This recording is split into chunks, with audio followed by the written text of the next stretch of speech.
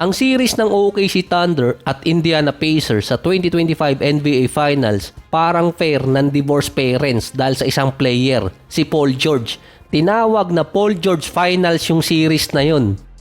Kung paano rin i-describe yung OKC ngayon, parang babalik talaga yung Seattle Supersonic. Dahil ang sinasabi doon, dalawang teams ang magkakaroon ng kanilang unang championship. Tanging Pacers lang ang walang championship sa kanilang franchise. Yung OKC, part pa sila ng Sonic. Mawawala lang yun kung babalik yung Seattle sa NBA.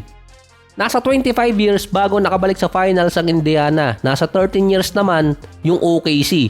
Kaya tinawag na Paul George series dahil noong 2017 na-trade si PG papuntang Thunder kapalit ni Victor Oladipo at Domantas Sabonis.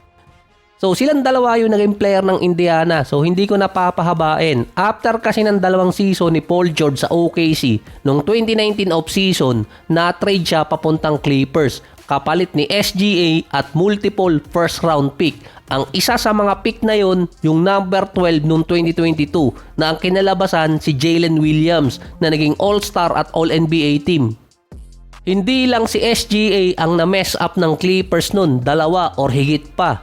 Sa Indiana naman, after ng 4.5 season, si Domantas Sabonis naging isa sa best big man ng NBA. Naging 3-time All-Star at 2-time All-NBA team member.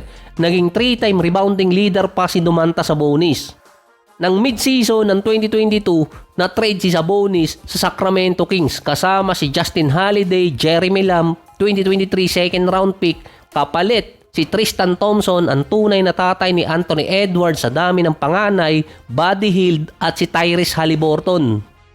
Kaya doon na-i-connect si Paul George sa trade. Nakuha kasi ng Pacers si Sabonis na ang ipinalit nila si Haliburton. Bago pa lang na-trade si Haliburton sa Indiana, potential all-star na talaga siya noon. Nag-a-average na siya ng almost 14 points, 3 rebounds, 6 assists, 46 and 41%.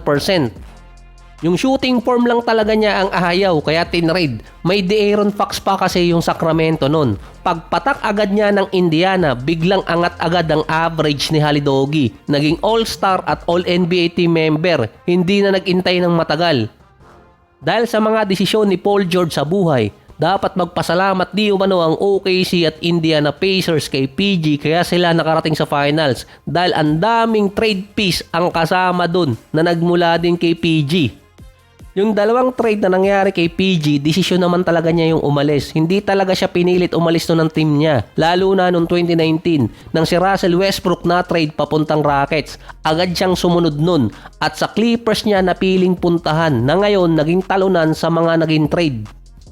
Dahil kay PG, nanganak ng mga best player yung naging part ng trade niya. Katulad dati ni Oladipo bago na injured, si Domantas Sabonis, Jalen Williams, SGA, sinundan ni Haliburton. Meron pang maiiwan sa mga drop trade na ginamit nun ng Clippers. Yung isa pa doon, Dillon Jones. So meron na namang gagamitin si PG sa kanyang mga podcast. Ayos yan. Ang laki din ng pabor ng mga analyst sa OKC na sila yung mananalo sa series versus Pacers base yan sa mga online. Parang times 4 noon ang Indiana. 76% na tatalunin ng Thunder yung Pacers. Parehas tinalo ng Thunder ang Indiana sa regular season. Yung una doon, yung 45-4 sina SGA at Haliburton. Ito yung highest points ni SGA sa season at isa sa lowest points ni Haliburton. Kung paano kasi pinigilan ng Thunder si Anthony Edwards, ganun din ang ginawa ng OKC sa Indiana Pacers nung nakaraan dalawang games. Kapag kalaban pa ni SGA si Halidogi, meron pa siyang average na 33.6 rebounds, 5 assists, 1 steal at 1 block per game. Kapag kalaban naman ni Halidogi, itong si SGA, meron siyang career low na 14 points, 4 rebounds at 8 assists per game.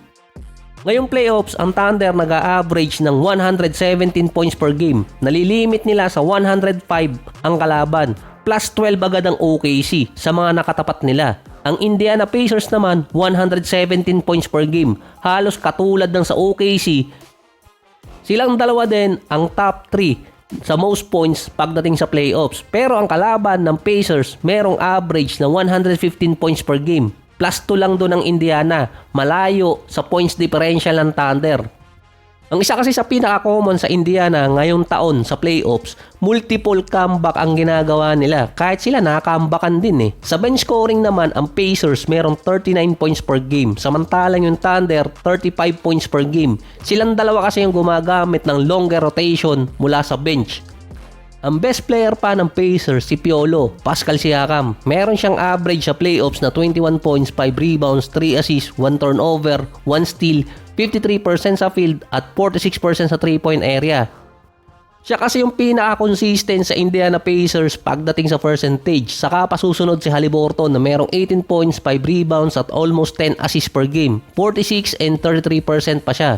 Ang number 1 player naman sa Thunder, si SGA, ang MVP. Meron siyang almost 30 points, 5 rebounds, 7 assists, 47% sa field at 30% sa 3-point area. Meron din si SGA na Bluetooth, kasama doon ang 9 attempts per game mula sa free throw area. Ang next player sa kanya si Jalen Williams, ang katas ng trade ni PG. 20 points, 5 rebounds, 4 assists, 45 and 31%. 6 na players ng Pacers ang naka-double digit kumpara sa 3 ng OKC. Ang majority na game style na ginagawa ng Indiana, babantayan nila yung best player ng kabilang team gamit yung longer rotation. Kaya mostly SGA at Jalen Williams yun. Kahit pa kasi mag-struggle si Halidogi, meron pa kasing Naismith, Nembhard at TJ McConnell yung Indiana na bigla na lang sumusulpot.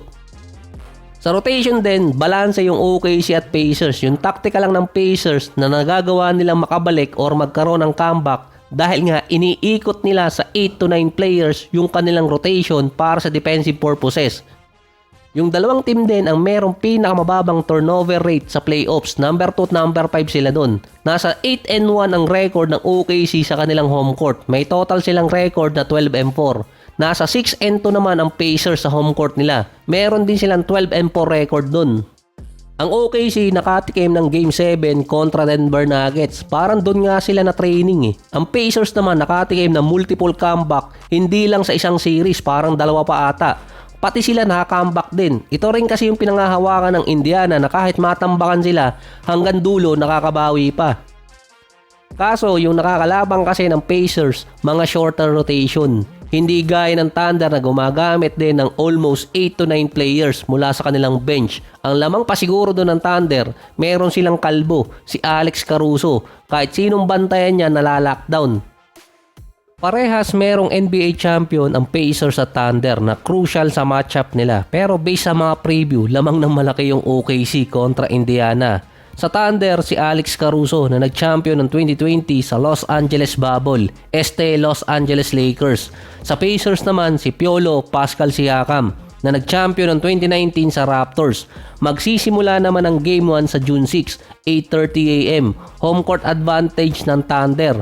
Meron 3 days interval sa mga games. Sa Game 4 naman, aabutin yon hanggang June 14.